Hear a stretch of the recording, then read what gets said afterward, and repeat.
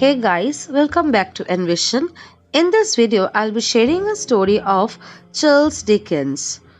Oliver Goes to London. You must not say you saw me, Dick, said Oliver. I am running away.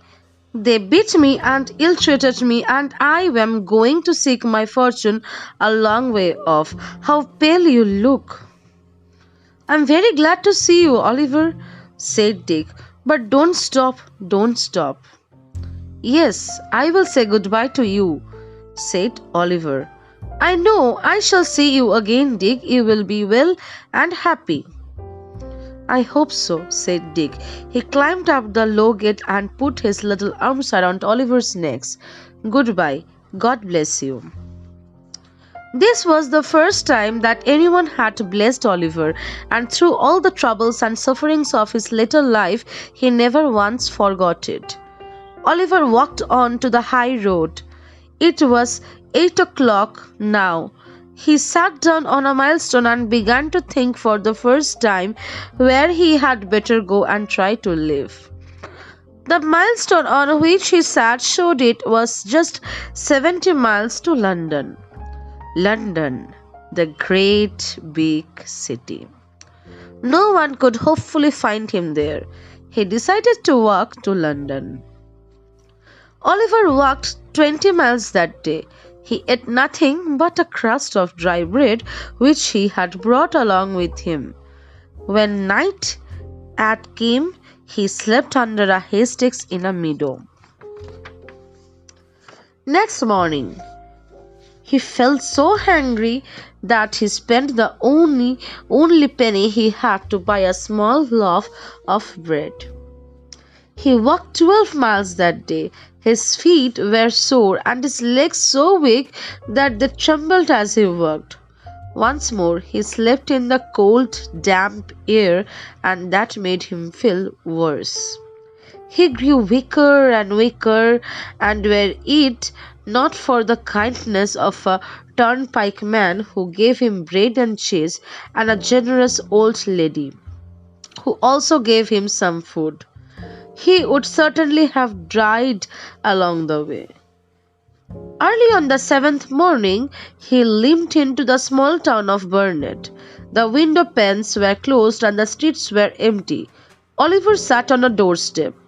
His feet were bleeding and he was covered with dust.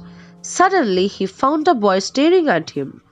He was one of the queerest looking boys Oliver had ever seen.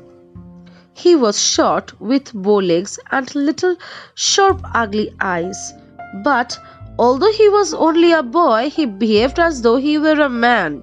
He wore a large hat on his head which threatened to fall off at any moment.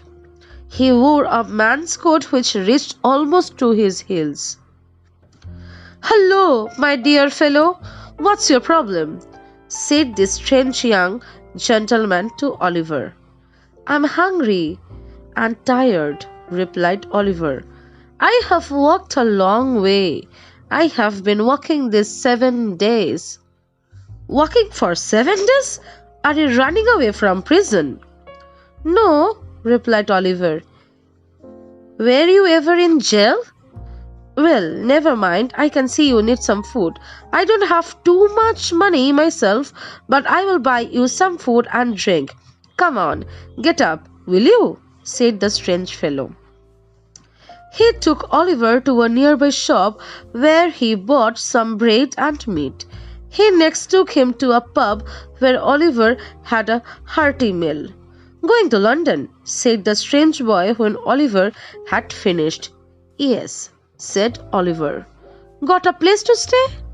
"No," said Oliver. "Money?" asked the boy. "No," replied Oliver. The strange boy whistled. "Do you live in London?" asked Oliver. "Yes, I do when I am home," said the boy. "I suppose you want some place to sleep tonight, don't you?" "I do indeed," said Oliver. "I know a respectable old man who lives in London. He will let you stay in his house and not even charge you for it." Oliver discovered that this strange young boy's name was Jack Hawkins. Though all his friends called him the Artful Dodger, Jack refused to enter London before dark, so it was nearly 11 o'clock before they reached the city. As they walked through the narrow streets, Oliver looked around him and found it was one of the dirtiest places he had ever seen. The air was filled with the smell of filth. Oliver was just wondering whether he should run away when Jack caught him by the arm and pushed him inside a dark passage. "Now then," cried a voice from inside the house in reply to a whistle from the Dodger. "Plummy and Slum." This seemed to be a watchword for a candle gleamed at the end of a passage. "There are two of you. Who is he?" asked a voice. "He is a friend," said the Dodger, and led Oliver up some dark and broken stairs. He threw open the door of a room and drew Oliver in after him. The walls and ceiling of the room were black with age and dirt. An old shriveled man with a horrible face, which was hidden by his dirty red hair, stood in front of the fire, frying some meat. An old shriveled man with a horrible face wore a greasy funnel gown. He seemed to be dividing his attentions between the meat and a large number of silk handkerchiefs which were hanging on a line. 4 or 5 boys, the same age as the Dodger, were sitting around the table. Several rough beds and made from sackcloth were placed side by side on the floor. So for today, the story I'll be keeping this much. Thank you.